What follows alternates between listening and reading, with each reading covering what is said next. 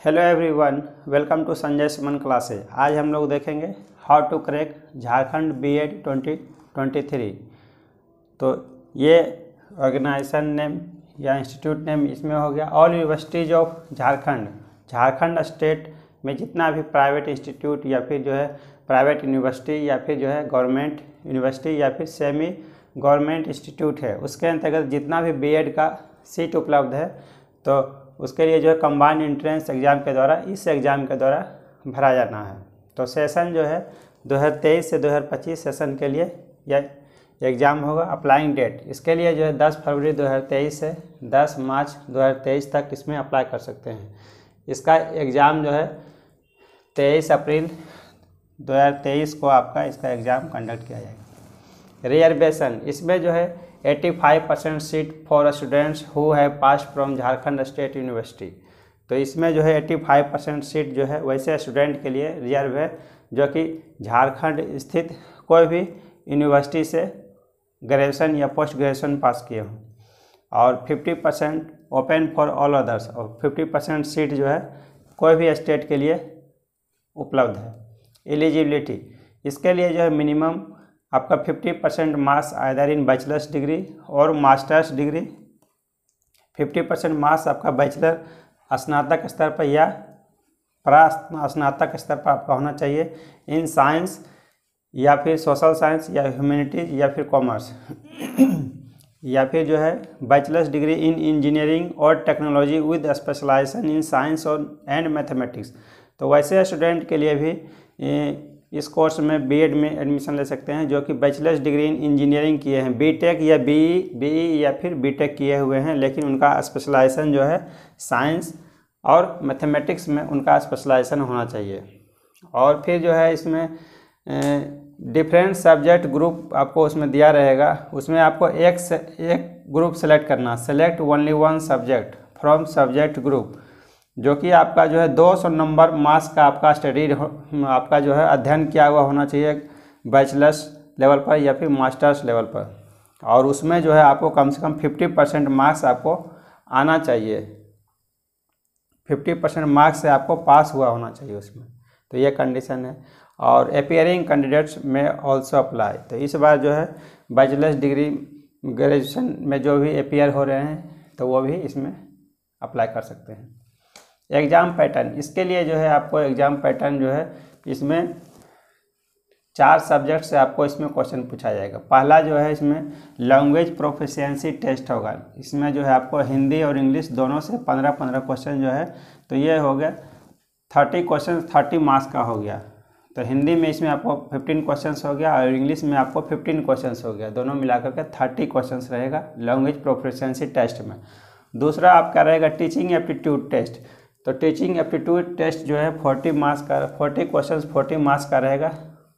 और तीसरा जो है रीजनिंग एबिलिटी, ये भी जो है 30 क्वेश्चंस जो है 30 मार्क्स का रहेगा। तो टोटल आपका जो है 100 क्वेश्चंस 100 मार्क्स का हो गया।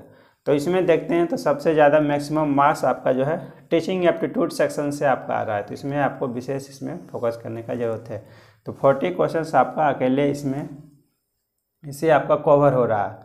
अब हम लोग देखते हैं इसके लिए बुक्स कौन कौन सा पढ़ेंगे। तो रीजनिंग पेपर भी इसमें आपका काफ़ी स्कोरिंग है, इसमें रीजनिंग से जो है आपको 30 क्वेश्चंस पूछा जा रहा है। तो इसमें जो है आप जो है ज़्यादा से ज़्यादा मार्क्स इसमें आप स्कोर कर सकते हैं, 25 कम से कम आप इसमें इस सेक्शन में आप स्कोर कर सकते हैं। इसके लिए आपको जो है प्रैक्टिस अच्छा होना चाहिए।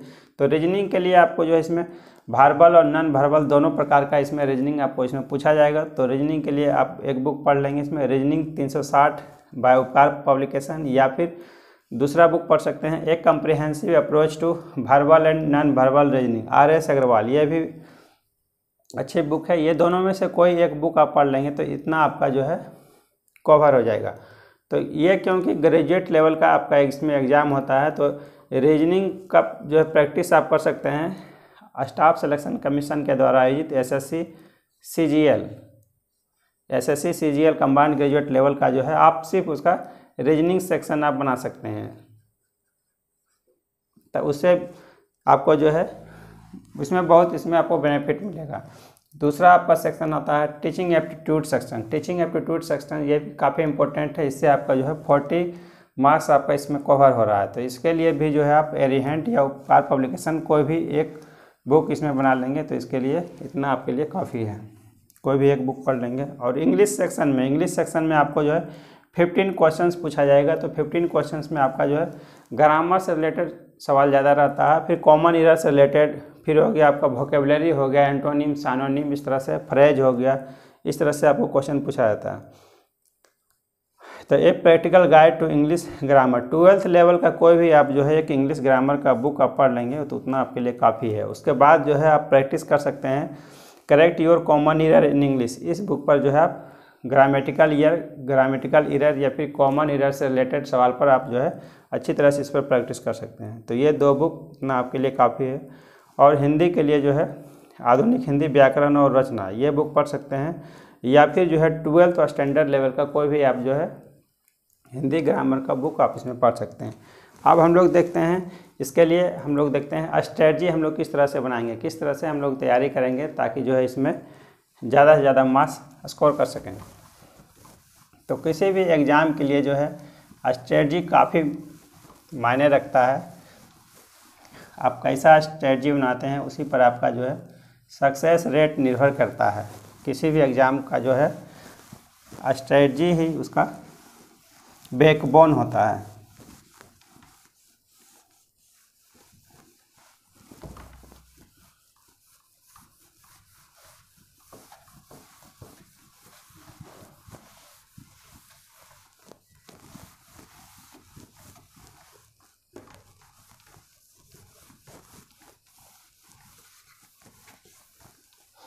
तो हम अपना स्ट्रेटजी को जो है 2 भागों में बांट सकते हैं।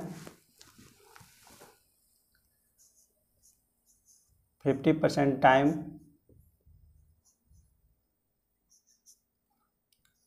For subject study,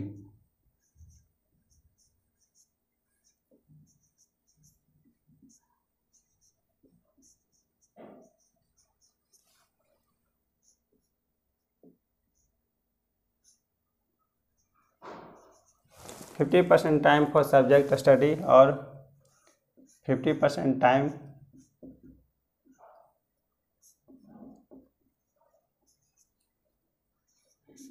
for self assessment.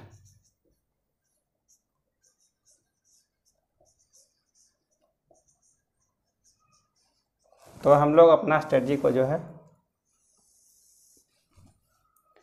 तो सब्जेक्ट स्टडी के लिए 50% टाइम देंगे और जो है सेल्फ असेसमेंट हम लोग आत्ममूल्यांकन, हम लोग जितना सिलेबस कवर करेंगे उसका हम लोग कैसे टेस्ट करेंगे, कितना पोर्शन हमारा कवर हुआ है, कितना कंप्लीट हुआ, कितना बचा हुआ। तो पहला सब्जेक्ट स्टडी में स्ट्रेटजी के लिए पहला हम लोग अपना स्ट्रेटजी बनाएंगे। सेलेक्ट 1 बुक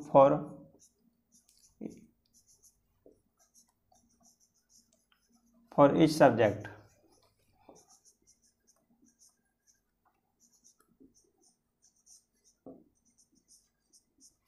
दूसरा read 2 to 3 times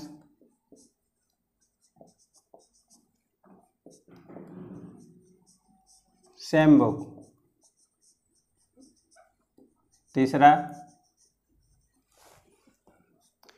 selective study और स्मार्ट स्टडी करना है।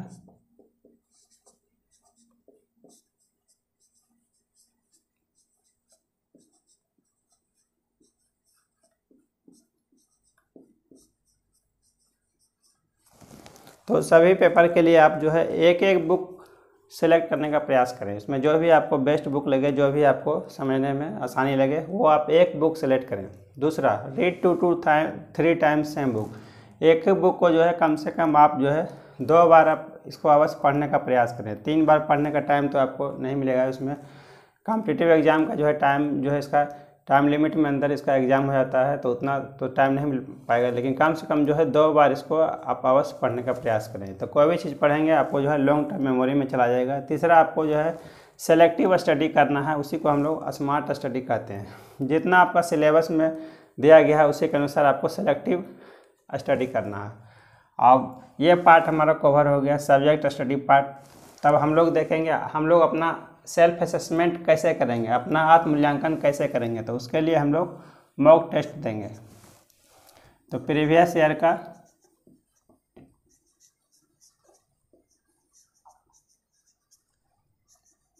क्वेश्चन पेपर लीजिए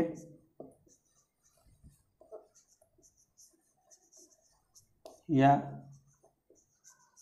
कोई भी मॉक टेस्ट का पेपर लीजिए या फिर जो है प्रैक्टिस सेट लीजिए।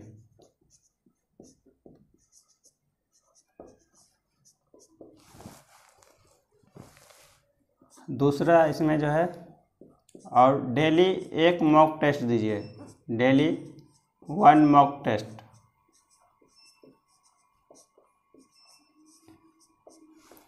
तीसरा 100 मॉक टेस्ट